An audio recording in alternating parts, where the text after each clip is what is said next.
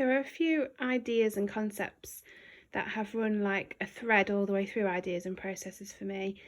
And this is a combination of a couple of them, using collage and using writing as a way of generating new ideas. These two different combinations of pieces became really important to me through actually beginning in part one, and they continued all the way through. And started to build my theme of identity. So it began by using writing within textiles. Never before had I considered using text within textiles. It was just never something that I thought of. And from beginning to look at the work of Tracey Emin and her text and how personal her work was, because of the way she'd used text in some of her pieces, I then began to see it everywhere. I went to an exhibition whilst on holiday and saw pieces of textiles, sewing, embroidery and knitting that included text to show the theme and tell a story.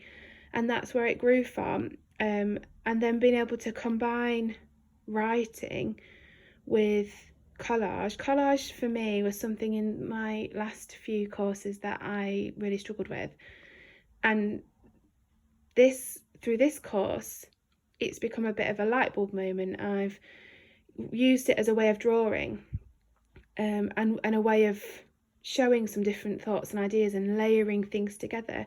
And I've learned not always necessarily collage has to be stuck down, that it can be quite free and things can be moved around and things can be layered, but actually it's a way that I can show a little bit more drawing and get some way of drawing into my pieces of work. So the collage on the left includes my face, and I would never have thought of putting me or wanting to put my face into my work.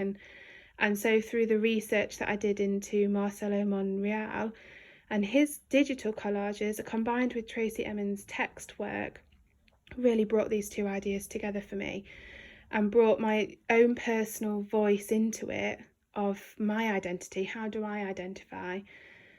And then so there on the left is a piece of work that's very exposed, and that was the thought process behind Marcelo's own work, is that it was opening out people's hidden personalities.